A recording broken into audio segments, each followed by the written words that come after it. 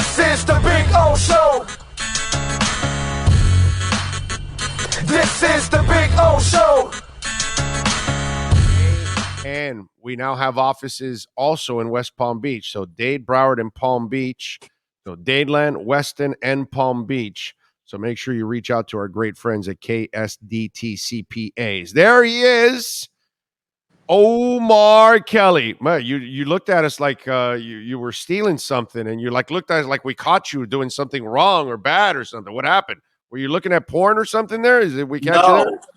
Okay. You were talking about the KSD CPA or whatever the company is.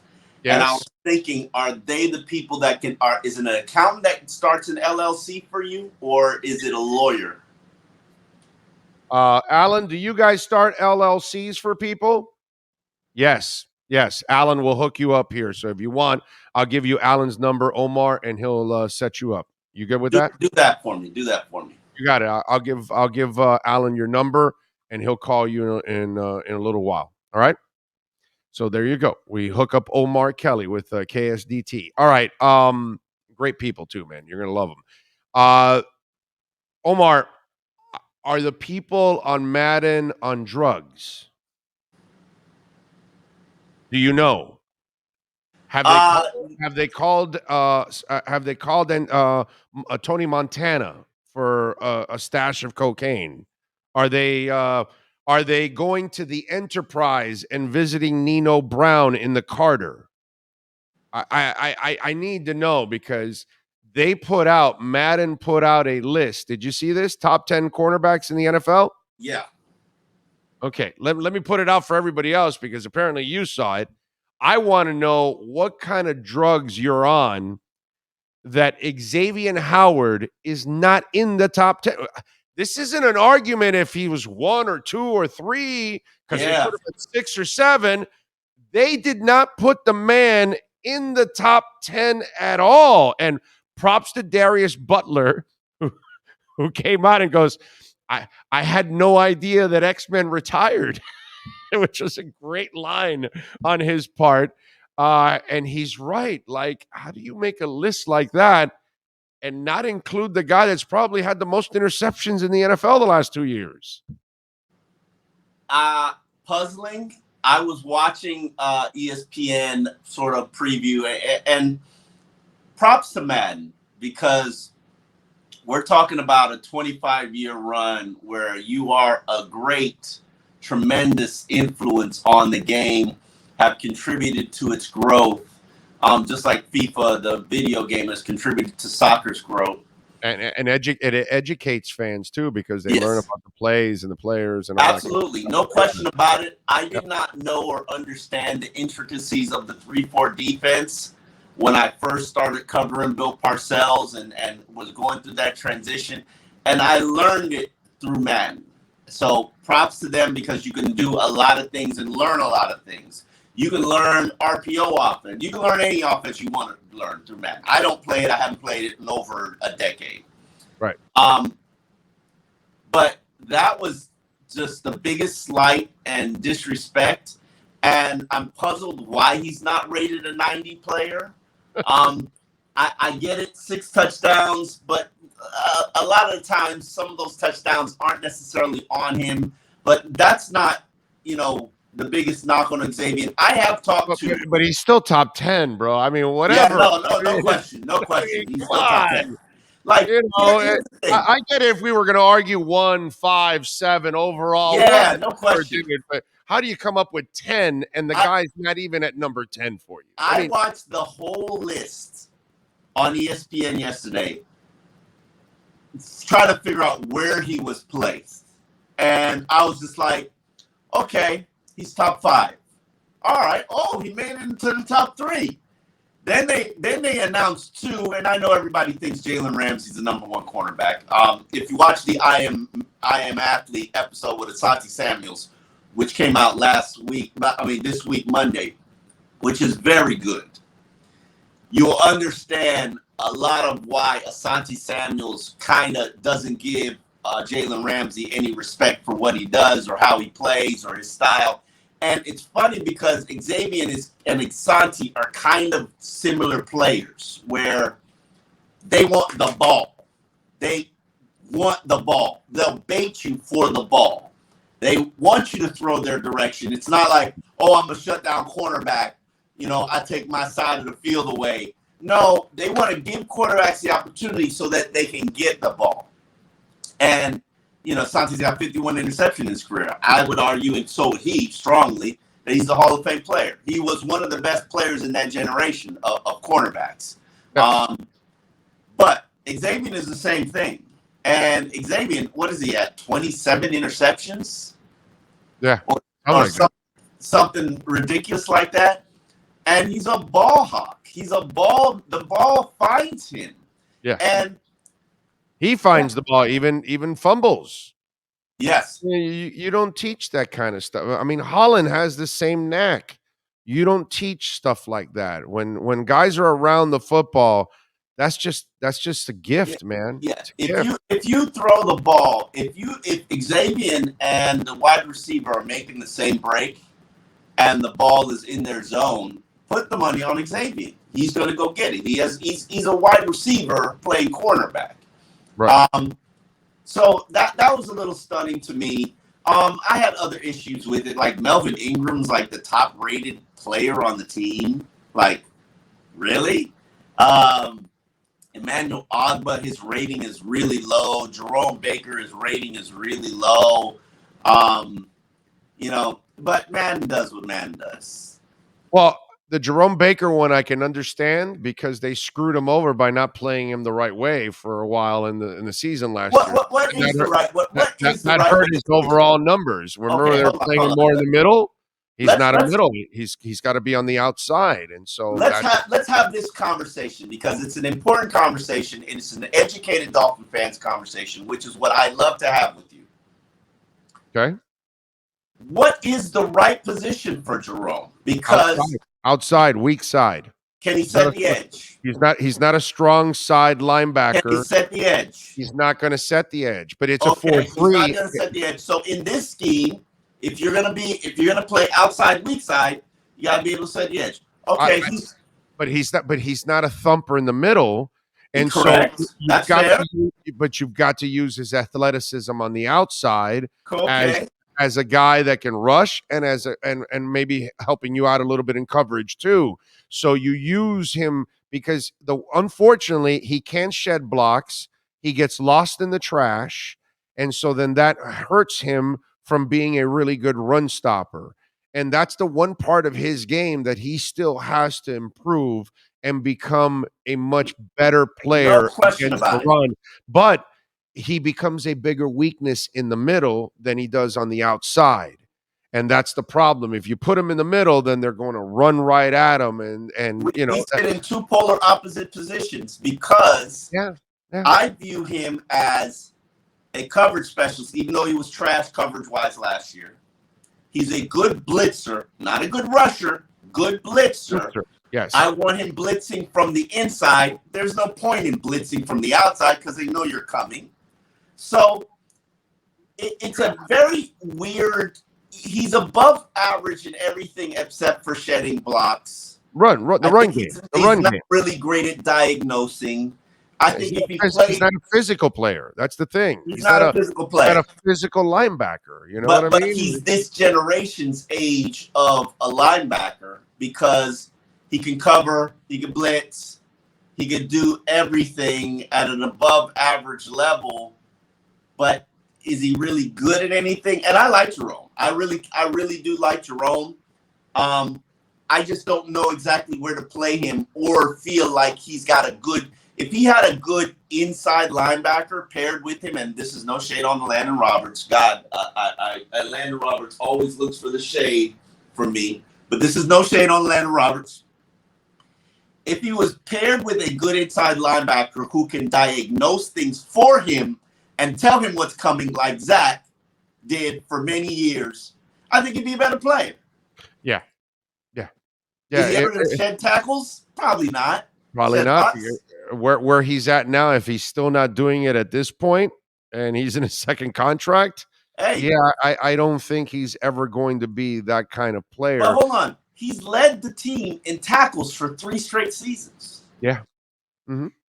Yeah. Uh, But th- look at it. It's not like he's leading them with tackles behind the line of scrimmage or I don't you know. need tackles behind the line of scrimmage, though. Come on, is that a job? Like what in his career? I mean, in his season, what? How many tackles do you think Zach gave you at or behind the line of scrimmage? Oh, Maybe I'm 20. no, I mean for the career, I think it would No, be for a season. For a season. for a season. Okay. I don't know. You know, that's a great question. I mean, what do you say, 2 a game? Let me see. Let me pull it up for you. Let me pull it up. But I would I now don't listen. got tackles for loss and tackles at line of scrimmage. Oh, they may not have that. Nah, I don't think so. Not even in Zach's era. I'm not sure they were keeping track of tackles for loss. Oh, okay. All right. So, all right. Yeah, they didn't. No, I mean, I like Jerome. I just don't necessarily know where to play him, and I think Flores got the the only best reason I stick to the outside is because that allows him to use his athleticism for coverage and for rushing. fair, but At I'd the rather same have a time, rusher. So I would put him outside on first and second downs, inside on third downs. That's how I'd use him. wow, but on well, okay, if it's a passing down, not if it's a running down. Um, so you're saying outside or inside? If it's a running down. No, I might keep him outside the entire time. I can put him No, inside. if on the I can put outside, him, I want a quarterback hunter. no, I but want what a I mean, Melvin Ingram. but what I mean is, if it's a short yardage situation, I don't know if I want to put him in the middle at that time in the third down. That's what I'm I saying. mean, who else you gonna Third put? and one, third and two. No, Who else you gonna put in the middle? I'm going to put Landon Roberts in there. Short yardage, but there's two. There's two short yardage situation. There are 2 on the field. Do I put Duke Riley in there? Not, I mean, Duke and Duke is the same kind of guy with Jerome Baker in terms of light in the tail and can't really shed a block. So tackles for, by the way, tackles for loss. We have it started in 2000 in 99, doggy. 13, 8, 4, 4, 10, 9, 13, 7, 2, 4. Nah, that's not even 20 a season. Not even 20 a season. So and yeah, that's Zach Thomas. Yeah, and that's that. I don't expect linebackers to get me tackles at line of scrimmage or tackles for loss. I just. But even if it's not tackles for loss, it's still a half yard, a 1 yard, a 2 yard gain. I'm sure there were a lot of those with Zach too. That's the thing. So that's where I would also say, okay, it doesn't have to be for a loss, but you didn't let him gain much either at the same time. And that's where, again, you look at the 155, 156, 153, 145. What does he average per year? Because I don't even know actually right now. I'm not even. Who are you talking about, Zach? No. Jerome? Yeah, Baker. I don't know. I've never even looked. I don't. He might get like 3. No. Well, tackles for loss, it's 4, 3, 7, and 9. It's gone up almost every year. Well, 4 and then 3, then went 7 and 9. So they've keep in mind. Up. Also give you tackle for loss on a sack, so that's not really fair or accurate. And by the way, he had 92 total tackles this year. And remember, they played him a lot in the middle. He had 112 and 126 the 2 years prior to that, and then 79 his first year. I thought he broke 1,000. That's weird. 100, you mean? Yeah, no, he did not break 100 this past year. He had 92. Yeah, yep. And he did have his second lowest in assists on tackles on 30. He had 62 solo tackles. He didn't have a good season until they moved him outside. Right, because that's where I think he belongs because of his athleticism. That's the reason I like that area. Yeah, I like him. The only reason I disagree with you on the inside is on short yardage situations because he's not a physical player. And if a guard gets him, he's gonna swallow him up. And he's not good at shedding those guys and trying to get in there and penetrating. That's not his game. It's never been his game. You know what I mean? So that's where I would be a little concerned about, and that's where the Tyndall kid is going to get an opportunity to prove himself. I don't think he'll do a lot early, but as the season goes on, I'm hoping that Channing by mid-season is a bigger part of that rotation, and especially in the run game, because I think he'll help out more than Baker will in the run game. I watched him during the OTAs, and he's a young player whose head is swimming. And it's supposed to be like that. It's supposed to be like that. But half a season in, Omar. Half a season in, absolutely, no question. You know, I don't think you have a whole. Now, remember, this isn't COVID. He's had a whole off season. He's been healthy. He's going to have a whole training camp and preseason, and now he'll have a half a season. When somebody gets hurt, he'll get his opportunity, and he needs to be ready. That's where he is as a player. I like him. I think he'll be. I like him too. He's a great value pick for where he was. But let's not act like he's a first rounder or second rounder. Well, but wait a minute. Hold on, Omar. That one position, plenty of guys start at third, fourth, or fifth. Absolutely. And he's got the skill set. That position there. I'm not saying wide receiver, or there are other positions that in the third, fourth, fifth round, you might have to wait a year. You might have to grow into a tight end. Linebacker might be a position you have to wait a year too. But what I'm saying is there are a lot of linebackers that do end up playing in the middle rounds, is what I'm saying. That happens a lot. This was yesterday. Oh, okay. Yeah, that was yesterday. Thanks. Sean's passing me about the Josh Rosen thing, which, by the way, what'd you think of your boy Josh Rosen signing with the Browns? Don't call him my boy, because I took a lot of heat when I told you he was trash. When I told Dolphin fans he was trash, don't trade for him. Told him in training camp he was trash. Don't start him. Told you when he was starting he was trash. Like, listen, Dolphin fans were not feeling me. Josh Rosen just doesn't care about football. He's and I don't know how he keeps getting it. Because they must love the talent and think that the maturation is going to show up one day. Yeah, they think his brain is actually going to show up, and he just doesn't. He doesn't. As I say, and I learned this during the Josh Rosen process. When he was being drafted, because I didn't like him in the draft either. The entitled, right? There you go.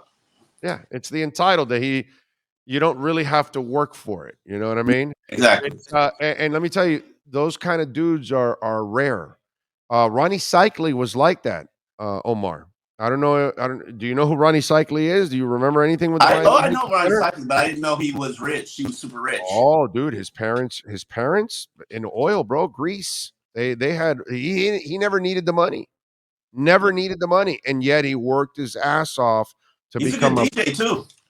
Yeah, exactly. That's what I'm trying to tell you, that he had the money and he worked his ass off to be a good basketball player. He did some impressive things with the Miami Heat, and then he goes on to become a hell of a DJ on top of all of that. And this is a guy that never had to work. Zach Thomas, by the way, super rich, plenty of money. Never needed the money. Before the NFL. But nobody was going to work harder than Zach Thomas just because he was rich. And that entitlement, it's hard to find those people that grow up in that and yet still are hungry to have their own success. And I gave you two examples of two people that can do that. Josh Rosen was he was the kid that lived off of being rich, and he had his own what was it? Jacuzzi in his don't do that to him. Because everybody did that to him, and that's not fair. If you can put a jacuzzi in your dorm room, but he did. Not everybody can do it, but he did. All right. I'm sorry. Did you have a jacuzzi in your dorm? No, but okay, all right. I'm just checking. Did you know anybody that had a jacuzzi in their dorm? No. But that's not fair. You need a jacuzzi for recovery. It's like a hot tub. It's a hot cold tub. He was a quarterback. He was trying to recover. You mean the one in the practice facility isn't enough? You have to have one in sometimes you need it. Sometimes you need chicks in it too. Okay. Sometimes. You need the ice cubes. I got you. Yeah. Yeah. if you don't have that hunger, right, the NFL is not the league for you because it requires too much work to be good, and drive and determination. You know that and that's anybody in any field. You gotta have that hunger. You gotta have that want, that drive, that determination to. And NFL teams are always afraid of those kind of guys. Terrified. That you know what, in a different way. Do you remember? I believe his name was Samari Roll. Oh, Samari. Remember Samari Roll? We dated the same chick. He comes out of Florida State. Is it Samari Roll? Is he the one that was? Samari wasn't Rich. What are you talking about? No, not Rich. It was Samari, the guy that was like a genius coming out of Florida State, the defensive back. He was a quarterback. I know Samari. No, it's not Samari then. It is Roll. Omari Roll? Was it Omari Roll? There's Samari and then there's Omari. They weren't related, but the guy was a defensive back, and he was a scholar, bro. He was like a genius. Like Samari was super smart. Yeah. Myron Roll, thank you. Myron Roll. Oh, Myron Roll, the doctor. He's a doctor now. Exactly. You remember what the NFL teams were saying? This guy is not going to commit to us. He's too smart to be with us. That guy's going to solve cancer. Why is he going to be with us? No, you remember that? It's the polar opposite of Rich. It's the guy that is like, they looked at him and they said, like, dude, you can like do bigger things than football. Why do you need us? Who else is like that? They were terrified of drafting him early because of that. You know who else is like that? Major 9. I can't remember his football name. Defensive end for University of Miami. Producer. He's a music artist. Major 9. God damn it! You gonna make me look it up. He had a music career. And the NFL was just like, you're not focused on being the best football player that you want to be or can be. And you're talking about Chad Thomas? Yeah, Chad Thomas. Yep. Okay. Yeah. But I mean, Chad Thomas wasn't the artist that Myron Roll was the genius. I disagree with you. I think Chad Thomas. I think Major. Does he have any hits or something? Does he have any hits? Does he have any hits or something? He's produced for Drake, Rick Ross. He's produced for some major artists, and he's had his own little hits. So Myron Roll won that award. What's that thing called? That the student athlete. No. He's a Rhodes Scholar. Yeah, bro. Went and studied in Oxford. Yeah. Those are all great things. I'm a little bit more impressed with Myron Roll than Chad. Okay, I'm just saying, bro. He's a doctor now. He's a neurosurgeon, I believe. But he's doing way bigger things, bro. Come on. I'm glad he chose that road than football, because he's going to do our society a hell of a lot better by going in that road than. Who's to say he couldn't do both? There are plenty of guys. Carl Mecklenburg was a defensive end for the Denver Broncos. They lost the Super Bowl. It was the Orange Crush right before Elway. That was with Morton, and he became also a surgeon. Number 77, Carl Mecklenburg. So no, it's very possible, Omar. There's a lot of guys that they're able to do it after their careers, but you've seen the fingers of football players. You want to be a doctor? Save your fingers, bro. You know how the fingers are, football players.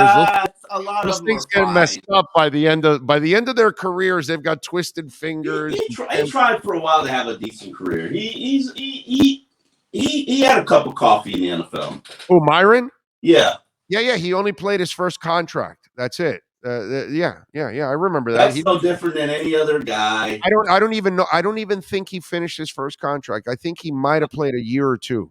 That's it. I doubt he did. Look up Myron Roll. I don't think he played.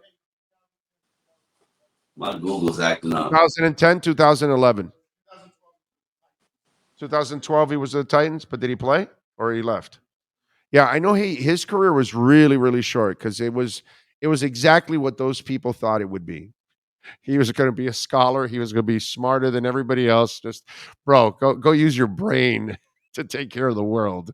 You're above us, man. And so 2010 and 11, and then he was a practice squad player in 2012. So yeah. Hey man, he got his opportunity. You could say he's been an NFL player. And then he's moved on. I mean, a lot of guys don't make it 4 years. So he's accomplished a hell of a lot more than I ever will in life. So I got nothing but praise for Myron Rowe, bro. That guy's a stud and a half. All right, what are you working on in the Sun Sentinel so folks can check you out as we get ready for, what is it, Wednesday? We report, right? Wednesday is Dolphins camp, right? I think. Is that it? I don't know. You don't know. You're the beat writer. How do you not know what's the first day you're supposed to be there? One, I'm not a beat writer. Two. Oh, okay. I'm sorry. Okay, you just cover the team daily. All right, I'm sorry. All right. So, what are you working on to get us prepped for the training? We got. I believe. Oh, I can look at you here. Who will step up and be leaders for the Miami Dolphins? That's my next column coming forward, and I do believe Landon Roberts should be heavily featured in that. It's like a love letter to Landon Roberts, even though he hates me. All right. Well, there you go. Actually, no. Today is how good can Emmanuel and Jalen Phillips be as Dolphins pass rushers in 2022. Tomorrow is my love letter to Landon Roberts. So, Landon, I really do like you. I know you think I don't like you. If we had open locker room, we'd probably get a chance to know one another. We never will. But it's you will this year, right? Isn't it going to be open locker room this year? They got to open it up, right? Time. Won't impact me. So, but yeah, it's, and then we've got, my next one is on how much can Teron Armstead improve the Dolphins offensive line, which is drastically. And I talked to Trent Williams for that piece. So Trent Williams, as those who don't know, is the gold standard in the NFL for offensive linemen. Monster of a human being, great player. And he has had a ton of praise for the Dolphins head coach. So he's got a ton of praise for Mike McDaniel. He loves Mike McDaniel. So. Okay. All right. There you go. So check him out at the South Florida Sun Sentinel and follow him on Twitter at Omar Kelly. As always, thank you, my brother. Appreciate you immensely. Yes, man. Have a great weekend. You too. There you go. Omar Kelly.